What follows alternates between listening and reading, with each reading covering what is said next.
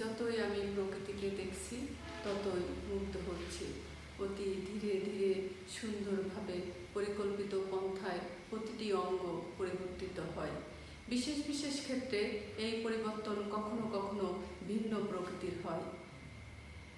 এই পরিবর্তন ও পরিকল্পনা উর্বর কল্পনা শক্তির সাহায্যেই সম্ভব।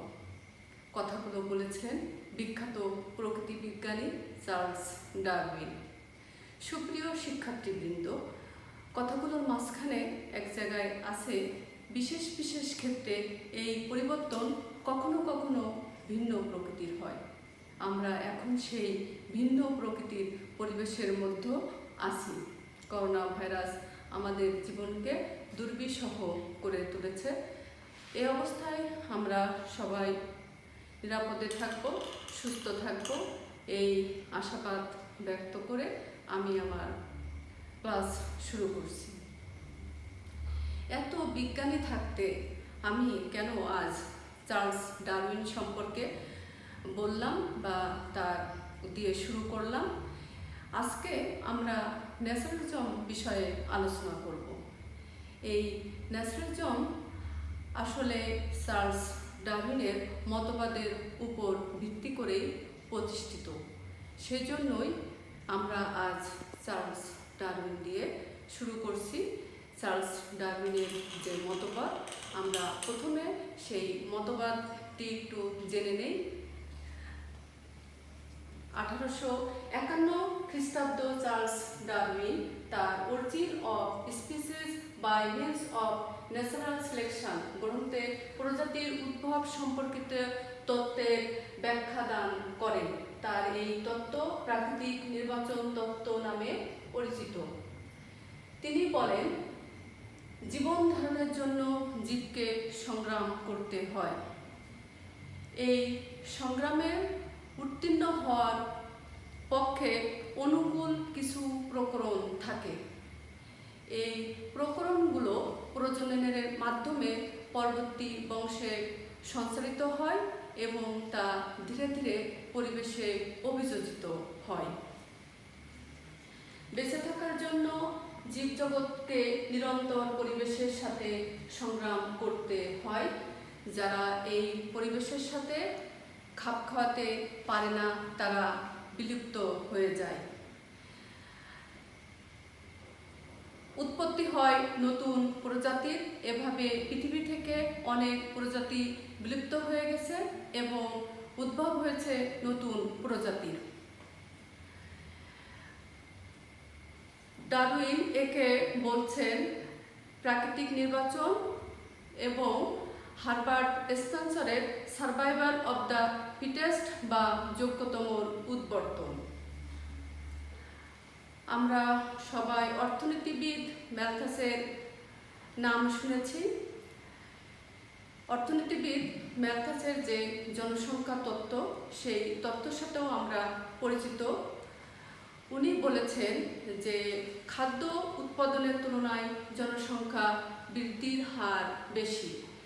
এই জন্য মানুষকে বাঁচার জন্য, খাওয়ার জন্য সংগ্রাম করতে হয়। সংগ্রামে শক্তিশালীরাই জয়ী হয়। জীব অভিব্যক্তির ক্ষেত্রে মানব সভ্যতার ইতিহাসে ডারউইনের মতবাদ প্রবল আলোড়ন সৃষ্টি করে। মানব সৃষ্টি এবং মানব সভ্যতার অনুসৃতি নিহাতি একটি প্রাকৃতিক ঘটনা মাত্র। মানুষ যে সভ্যতার কালে কালান্তরে নিজেকে টিকিয়ে রাখতে পেরেছে, এটিও একটি প্রাকৃতিক ঘটনা। সেই হিসাবে মানুষ উন্নত একটি প্রাণী ছাড়া আর কিছুই নয়। জৈব প্রয়োজন ও তার তাড়নাতেই মানব জীবন অতিক্রান্ত হয়। মানুষের চরিত্র ও ভবিষ্যতের অনিবার্য পরিণতি নির্ভর করে দুটি প্রাকৃতিক শক্তির উপর, এক তার বংশগতি ও দুই তার সামাজিক পরিবেশ। বংশগতি থেকে একজন মানুষ তার ব্যক্তিগত চরিত্র, প্রবৃত্তি, আচার আচরণ পায় এবং তাকে গঠন করে মূলত তার সামাজিক পরিবেশ। আমরা এতক্ষণ ডারউইনের যে মতবাদ বা তার প্রাকৃতিক নির্বাচন তত্ত্ব সে সম্পর্কে জানলাম। মূলত এখানে যে জিনিসটি দেখানো হয়েছে বংশগতি এবং সামাজিক প্রভাব, আমরা এই দুটি জিনিসই মূলত ন্যাচারালিজমে দেখব। এরপর আমরা হিপ্পোলিট তেইন নাম একজন ফরাসি সমালোচক, তার রেস, মিলিউ ও মোমেন্ট ত্রিসূত্র এই সম্পর্কে একটু জানব, কারণ এই ত্রিসূত্ররও প্রভাব আছে ন্যাচারালিজমের উপর। রেস হচ্ছে অতীত ও সাংস্কৃতিক ঐতিহ্যের গতিবেগ। আমরা জানি যে প্রত্যেক সমাজ ব্যবস্থায় তার অতীতের রেশ এবং আগামী দিনের ভ্রূণ লুকায়িত থাকে। তাই আমরা এই রেস থেকে সেই জিনিসটা বুঝতে পারছি। এবার আমরা মিলুর সম্পর্কে একটু জানব। মিলু হচ্ছে পরিস্থিতি বা পরিবেশ যা উত্তরাধিকার সূত্রে প্রাপ্ত জাতিগত মনোভাবকে পরিবর্তন করে। এই যে মিলু একটা পরিস্থিতি বা পরিবেশ যা উত্তরাধিকার সূত্রে প্রাপ্ত মানুষের মনোভাবকে পরিবর্তন করে, এটির সাথে কিন্তু ওই ডারউইনের যে সামাজিক প্রভাব মানুষকে গড়ে তোলে বা তাকে নিয়ন্ত্রণ করে, সেটির সাথে মিল আছে। মোমেন্ট হলো সময়। সুপ্রিয় শিক্ষার্থীবৃন্দ, এবার আমরা আমাদের মূল আলোচনায় চলে আসলাম। আমরা আজ ন্যাচারালিজম বিষয়ে আলোচনা করব। ন্যাচারালিজম বিষয়ে আলোচনায় আমরা যে জিনিসগুলো দেখব সেগুলো হচ্ছে ন্যাচারালিজম কি, ন্যাচারালিজমের সংজ্ঞা, ন্যাচারালিজম ধারাটির জন্ম, ন্যাচারালিজমের নির্দেশিত পথ, ন্যাচারালিজম ও রিয়ালিজম ও ন্যাচারালিজমের পার্থক্য, সাহিত্যিক ও দার্শনিকদের মতামত আলোচনা, ন্যাচারালিজমের বৈশিষ্ট্য।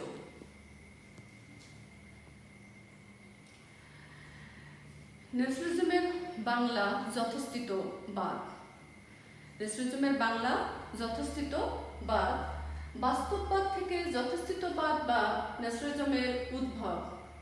19 শতকের অর্থনীতিতে ধনতন্ত্রের বিকাশ, ডারউইনের বিবর্তনবাদ, কোতের ধ্রুববাদ, বস্তুবাদী দর্শন ও অর্থনীতি ইত্যাদি থেকেই মূলত ন্যাচারালিজমের উৎপত্তি। চারুশিল্প থেকে সংগৃহীত এই মতবাদ প্রথম সাহিত্যে ব্যবহার করেন এমিল জোলা। আমরা প্রথমেই ডারউইনের বিবর্তনবাদ সম্পর্কে জেনেছি। আমার রিয়েলিজম বিষয়ে যখন আমি ক্লাস শুরু করি তখন আমরা কোতের ধ্রুববাদ সম্পর্কে জেনেছিলাম, আর ধনতন্ত্রের বিকাশ, পুঁজিবাদ সম্পর্কেও আমরা আলোচনা করেছি। পুঁজিবাদের পরিভাষা হচ্ছে ধনতন্ত্র, সেটি সম্পর্কেও আমরা জেনেছি। আমাদের সবগুলো বিষয় যেহেতু জানা, সেহেতু ন্যাচারালিজম বুঝতে খুব একটা কঠিন হওয়ার কথা নয়। এমিল জোলা সাহিত্যে প্রথম এই ধারাটি ব্যবহার করেন। এটি আসলে বাস্তববাদের রকম হেরফের। আমরা এই প্রসঙ্গে একটু এমিল জোলা সম্পর্কে একটু জেনে নেই। এমিল জোলা মূলত ফরাসি ঔপন্যাসিক। এমিল জোলা ফরাসি ঔপন্যাসিক। তার জন্ম মৃত্যুর সাল আমরা স্লাইডে দেখতে পাচ্ছি। উনি খুব নামকরা সাহিত্যিক ছিলেন। তাকে ঔপন্যাসিক বলা হয়। তিনি 2 বার নোবেল সাহিত্যের জন্য মনোনীত হয়েছিলেন।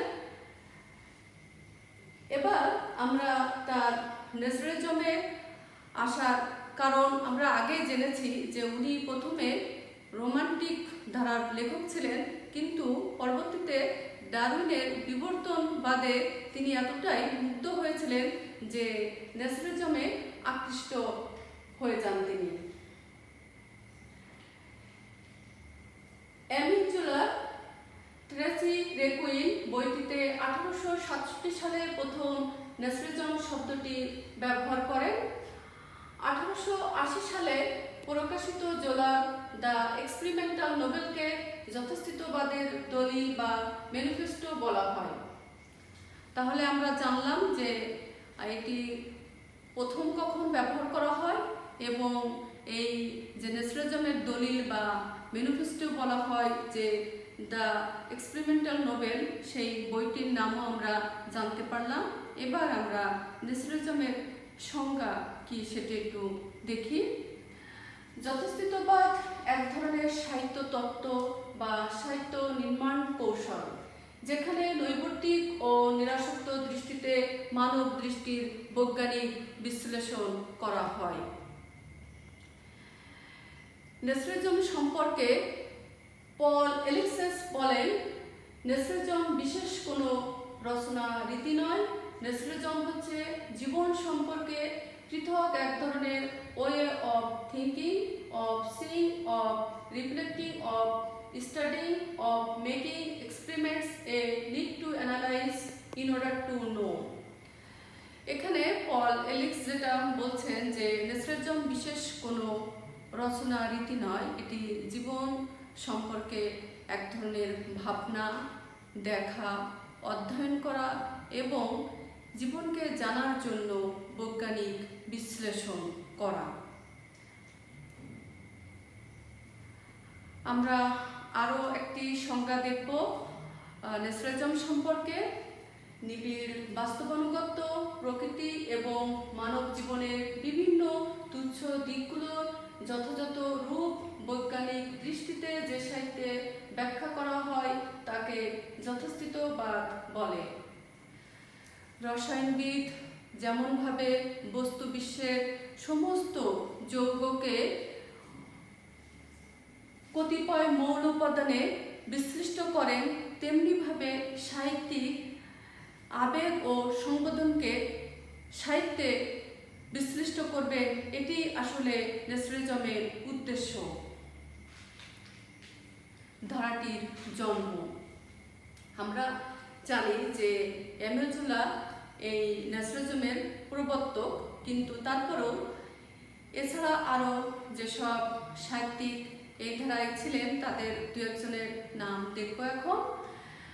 ক্রাইলাভ, কান্টেমির, কথাশিল্পী গোগল, নাট্যকার অস্ট্রোভস্কি প্রমুখ শিল্পীদল অবচেতন মনের স্বপ্নের নীলাভ মায়াবী ভুবন থেকে মুক্ত হয়ে বাস্তবতার কথা বলতে চাইলেন। এই বাস্তবতাকে তারা দাঁড় করালেন বিজ্ঞানের ভিত্তির উপর। গবেষকদের অভিমত যথাস্থিতবাদের উৎপত্তি মূলত ডারউইনের মতবাদের উপর ভিত্তি করে। তাহলে আমরা কি দেখতে পাচ্ছি যে রোমান্টিকতা, আধ্যাত্মিকতা, এই যে অতিপ্রাকৃত যে বিষয়গুলো সেগুলো বাদ দিয়ে বাস্তব বিষয় নিয়ে যে সাহিত্য লিখতে চাইলেন, সেই ধারা থেকে এই নেসরিজমের উৎপত্তি। এবং আমরা এই শিল্পীদেরকে দেখলাম যে তারা মূলত এই ধারায় তাদের লেখা লিখলেন এবং সাহিত্যের নতুন একটি ধারা সৃষ্টি করলেন। যথাস্থিতবাদের নির্দেশিত পথ। উপন্যাসের লেখক স্বাভাবিকভাবে নিবিষ্ট মনে পর্যবেক্ষণ করবেন জীবনের ছোট বড় সকল আচরণ, মেজাজ, প্রবণতা, আবেগ ও সংবেদনশীলতা। কিন্তু এগুলোর সঙ্গে এমিল জোলা যেটি যোগ করলেন যে লেখক জীবনকে সবকিছুকে ব্যাখ্যা করবেন বৈজ্ঞানিক দৃষ্টি থেকে এবং বাদ দিবেন সমস্ত প্রকারের অবৈজ্ঞানিক বিষয়কে।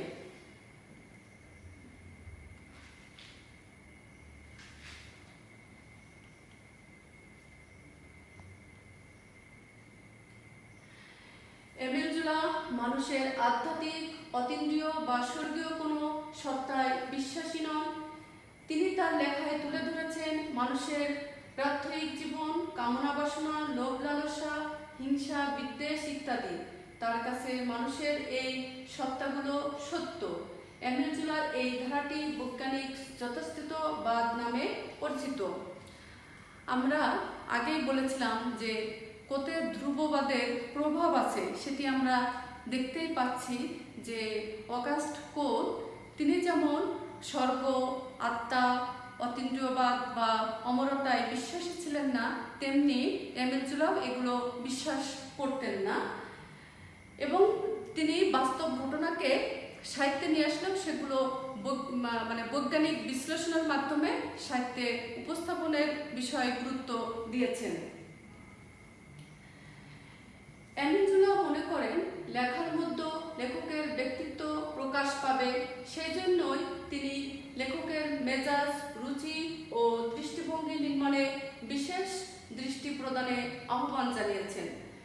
এমিল জোলা লেখকের ব্যক্তিত্বকে খুব বেশি গুরুত্ব দিতেন, সেজন্য তিনি মনে করেন যে লেখায় লেখকের ব্যক্তিত্ব প্রকাশ পাবে। এই ব্যক্তিত্ব প্রকাশ পাবে সেজন্য লেখককে কি করতে হবে? নিজের রুচি, মেজাজ এগুলোর দিকে বিশেষ দৃষ্টি দিতে হবে। এ বিষয়ে একটু কথা বলি। আমরা হিপ্পোলিট তেইনের কথা পড়েছি আগে, বা প্রথমে আমরা দেখেছি। এই তেইনের সাথে এমিল জোলার যে মতপার্থক্য সেখানে হলো যে তেইন লেখকের ব্যক্তিত্বে গুরুত্ব দিতেন না, কিন্তু এমিল জোলা লেখকের ব্যক্তিত্ব গুরুত্ব দিতেন।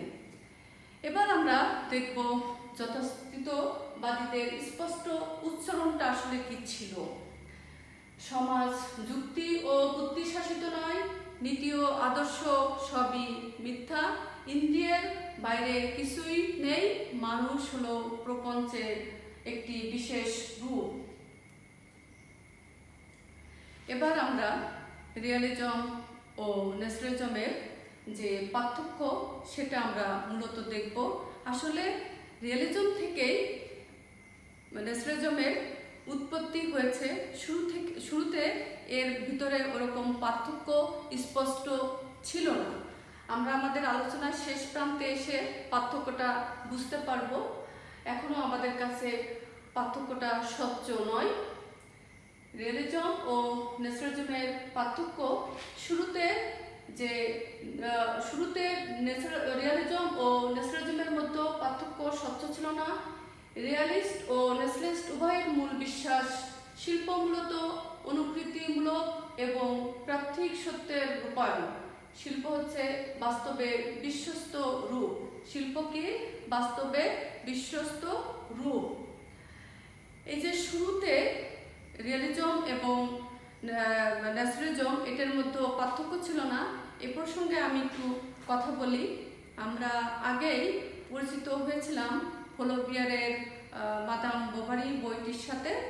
এই বইটির সম্পর্কে বুরুনেতিয়ের নামক একজন সমালোচক তার একটি প্রবন্ধ লা রোমান ন্যাচারালিস্ট, এই প্রবন্ধে উনি 30 পৃষ্ঠায় বলেছেন যে মাদাম বোভারি একটি রিয়েলিস্টিক নোবেল। আবার 302 পৃষ্ঠায় উনি বলেছেন যে এটি হচ্ছে ন্যাচারালিজমের অগ্রদূত, মানে মাদাম বোভারি হচ্ছে ন্যাচারালিজমের অগ্রদূত। এবার রিয়ালিজম সম্পর্কে, রিয়ালিজমের সংজ্ঞা আমরা আগে জেনেছিলাম, তারপরও আবার একটু জানি। জগৎ, জীবন ও প্রকৃতিকে বাস্তবনিষ্ঠ ও যথাযথ রূপে চিত্রিত করাই হলো রিয়ালিজম। এই ধরনের সাহিত্যে রোমান্টিক ভাবকল্পনা, আদর্শবাদ, দূরগামী ও অতিলৌকিক বিষয় ও রহস্য ইত্যাদির পরিবর্তে বস্তু জগতের বহিরঙ্গের ছবি অঙ্কন করা হয়। এবার আমরা বুঝতে পারবো যে রিয়ালিজম ও ন্যাচারালিজমের পার্থক্য কোথায়।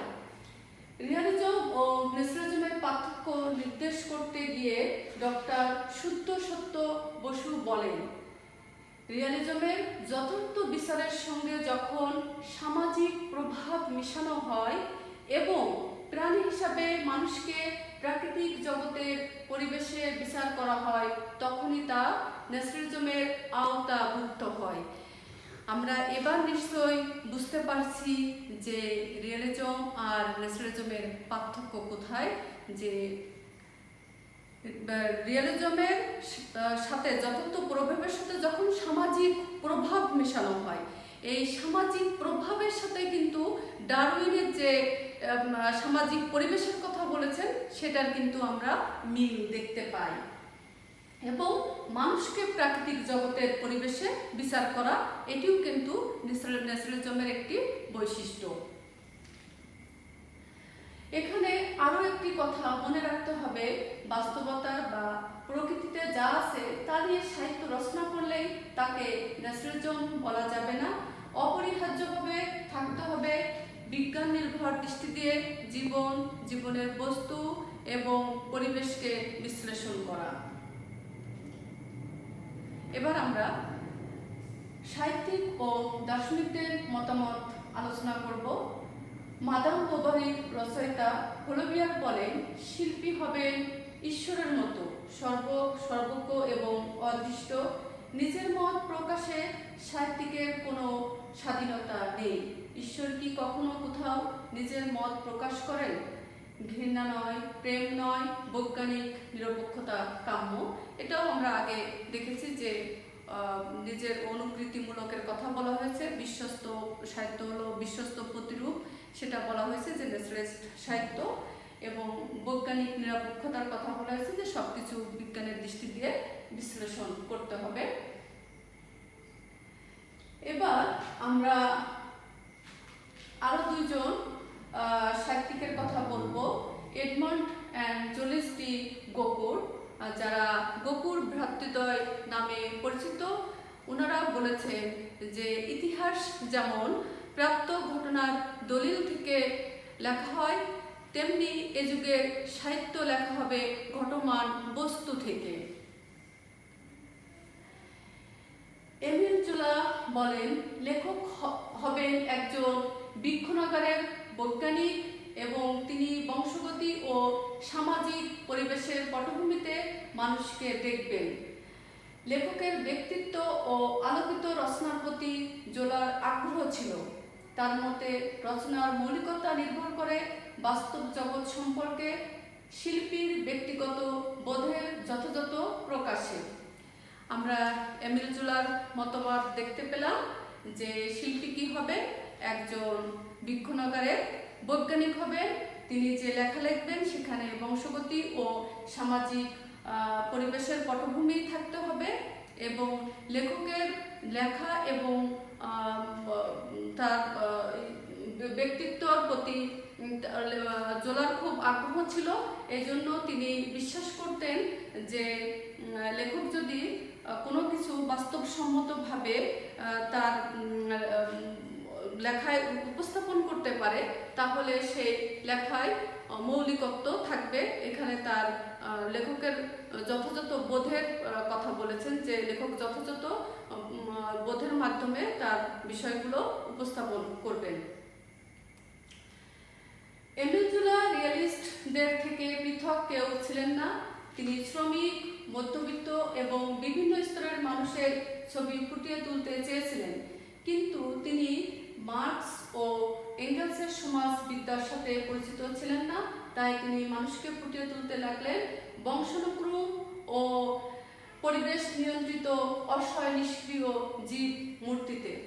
এমিল জোলা আসলে জানতেন সাধারণ মানুষের কথা, শ্রমিকদের কথা, কিন্তু তার মার্কস এবং এঙ্গেলসের যে সমাজ বিদ্যা তার সাথে তার সেরকম জানা ছিল না সেই বিষয়গুলো। এই জন্য তিনি এই ডারউইনের বিবর্তনবাদ, যেটা আমরা দেখলাম যে মানুষকে সেই অনুযায়ী ফুটিয়ে তুললো, যে মানুষকে সে নিষ্ক্রিয় জীবমূর্তিতে উপস্থাপন করলো, এটা আমরা দেখলাম। এরপরে এমিল জোলা ধনতন্ত্রের কুফল সম্পর্কে সচেতন ছিলেন।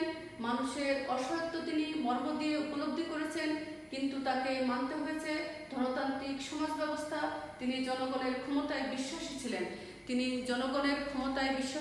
এমিল জোলা, কিন্তু জনগণের ক্ষমতায় বিশ্বাসী থাকার পরেও তিনি যে ন্যাচারালিজমের জনক, সেই ন্যাচারালিজমে 19 শতকের নৈরাশ্যপীড়িত দুঃখ দুর্দশা গ্রস্ত মানুষের কথাই তিনি ফুটিয়ে তুলেছিলেন। যে বৈজ্ঞানিক দৃষ্টি দিয়ে জীবন ও জগৎকে দেখেছেন নেসেলেস্টা, সেই বিজ্ঞানের সর্বময় প্রভুত্বের জন্যই তারা নৈরাশ্যের সাথে সবকিছু বিচার করেছেন। এমিল জোলা যে সাহিত্য রচনার কথা বলেছেন সেটা কিন্তু বৈজ্ঞানিক দৃষ্টিভঙ্গি দিয়ে, কিন্তু এই বৈজ্ঞানিক দৃষ্টিভঙ্গি দিয়ে তিনি সাহিত্য রচনার কথা বলেছেন এবং বৈজ্ঞানিক দৃষ্টিভঙ্গি দিয়ে তিনি সবকিছু দেখেছেন, কিন্তু এই বিজ্ঞানের কারণেই তিনি আবার নৈরাশ্য ছবি তুলেছেন। কারণ কি, যে বিজ্ঞানকে সেবাদাসে পরিণত করতে যে সাধারণ মানুষকে পরিণত করা হলো যন্ত্র দাসে। এটি মূলত হয়েছিল অতিমাত্রায় ধনতন্ত্রের প্রকাশের কারণে। জীবন সম্পর্কে নেসেলেস্টা নিরাশ হলেও মাঝে মাঝে সংস্কার কামনা করেছেন। এই বিজ্ঞানের কে যারা সেবাদাসে পরিণত করেছিল, এই জন্য সাধারণ মানুষের ভিতরে যে নৈরাশ্য, সেটাই কিন্তু আসলে নেসেলেস্টা ফুটিয়ে তুলেছিলেন তাদের লেখায়। আমরা সমারসেট মোমের অফ হিউম্যান বন্ডেজের ফিলিপ ক্যারির মুখে যে কথা শুনতে পাই, সেটি আসলে এই ন্যাচারালিজম বা যথাস্থিতবাদীদের দর্শন বলে মনে করা হয়। সেখানে বলা হচ্ছে জীবনের কোনো মানে নেই, জীবনে কোনো সিদ্ধি লাভ হয় না। মানুষ জন্মগ্রহণ করুক আর নাই করুক, বেঁচে থাকুক বা নাই থাকুক, তাতে কিছু আসে যায় না। মানুষের কোনো বৈশিষ্ট্য নেই, মরণের পরেও তার কোনো অবশিষ্ট কিছু থাকে না। এটি আসলে এই ন্যাচারালিস্টদের এটা হচ্ছে দর্শন। জীবন সম্পর্কে নেসেলেস্টা নিরাশ হলেও মাঝে মাঝে সংস্কার কামনা করেছেন। এবার আমি একটু সংস্কারের বিষয় বলি। যে থিওডর ড্রেসার নামক একজন আমেরিকান লেখক, তিনি কিন্তু এই সংস্কারের বিষয় বলেছেন যে নিষ্ঠুরতা জীবনে ও সমাজে সত্য, সেই নিষ্ঠুরতার জন্য সামাজিক ও অর্থনৈতিক ব্যবস্থাকে লেখক ঘৃণা করতে পারেন। যে নিষ্ঠুরতা জীবন ও সমাজে সত্য, সেই নিষ্ঠুরতার জন্য সামাজিক ও অর্থনৈতিক ব্যবস্থাকে লেখক ঘৃণা করতে পারেন। এখানে একটু কথা বলি যে আমি আগে ক্লাসে যে উৎপাদন ব্যবস্থা দেখিয়েছিলাম, সেই উৎপাদন ব্যবস্থার উপরেই কিন্তু মূলত সমাজ ব্যবস্থায় সাধারণ মানুষ কেমন আছে বা যারা উৎপাদন ব্যবস্থার সাথে জড়িত আছে সেটা তারা কেমন থাকে সেটা আমরা জানতে পারি। কোনো সমাজ ব্যবস্থাকে জানতে হলে আমি বলেছিলাম যে তার শ্রম নিয়োগ পদ্ধতি, উদ্বৃত্ত সম্পত্তির আহরণ ও বন্টন পদ্ধতি এবং ক্ষমতার বিন্যাস জানা প্রয়োজন। সেই জিনিসটাও কিন্তু আমরা এখানে দেখি যে অর্থনৈতিক ব্যবস্থার কথা বলা হয়েছে। এরকম অর্থনৈতিক ব্যবস্থাকে লেখক কি করতে পারেন? ঘৃণা করতে পারেন।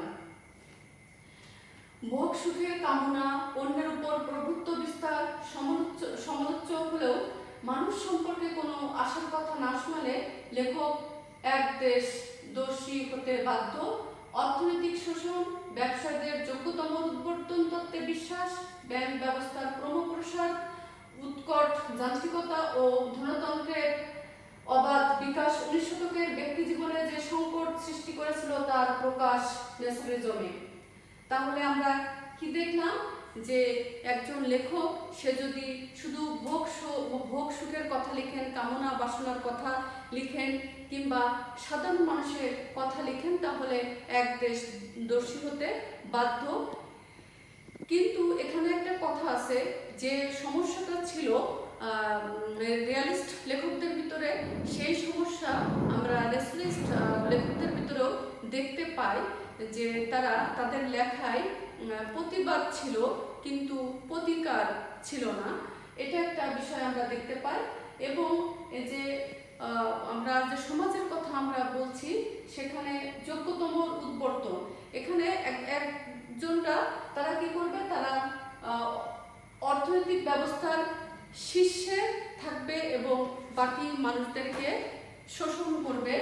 এই জিনিসগুলোই হচ্ছে মূলত ধনতান্ত্রিক সমস্যার প্রথম যে সমস্যা সেটাই বলা হয়েছে এখানে। ন্যাশনালিস্টরা ধনতান্ত্রিক ব্যবস্থার কুফল নানাভাবে বিচার করলো, যেহেতু তাদের পাত্রপাত্রীরা এই সমাজ ও এই পরিবেশ প্রভাবিত, অর্থাৎ তারা সমাজে প্রচলিত কথায় আত্মনিবেদন না করে বিদ্রোহ ঘোষণা করতে পারে সে সম্ভাবনা উড়িয়ে দেওয়া যায় না। যে আমি আগেই বলে ফেলেছি যে যে সমাজ ব্যবস্থার পাত্রপাত্রী এই ন্যাশনালিস্ট সাহিত্যে উপস্থাপন করা হয়েছে তারা কিন্তু ওই শোষিত সমাজ ব্যবস্থারই মানুষ। তারা ইচ্ছা করলে বিদ্রোহ ঘোষণা করতে পারে, কিন্তু সেই বিদ্রোহ ঘোষণার কথা না বলেছেন রিয়ালিস্টরা, না বললেন ন্যাশনালিস্টরা, এই কাজটি আসলে করলেন সোশ্যালিস্টরা। ন্যাশনালিস্টরা যে নিরপেক্ষতার মহিমা দাবি করেছেন তা কি যথার্থ? শিল্পী কোনো প্রাত্যহিক সত্যর অনুকারক নয়। প্রথমে নির্বাচন, তারপর রূপায়ণ, তবেই শিল্পের জন্ম। সুতরাং কোনো শিল্প পুরোপুরি নিরপেক্ষ হতে পারে না। এটা কিন্তু আমরা সঙ্গ থেকেই প্রথম বলি যে প্রথমে কি করতে একজন শিল্পী কোনো ঘটনা কি করে, নির্বাচন করে, তার পারিপার্শ্বিকতা থেকে নির্বাচন করে, তারপরে সেটা কিন্তু সে রূপায়ণ করে। সে কিন্তু কোনো কিছু জাস্ট উঠিয়ে বসিয়ে দেয় না। সো এখানে পুরোপুরি নিরপেক্ষ শিল্পী হতে পারে না।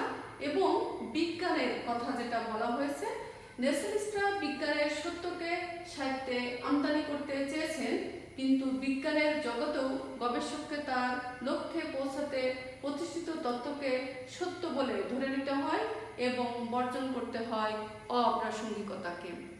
তাহলে আমরা বুঝলাম যে কোনোটি হুবহু করা সম্ভব নয়।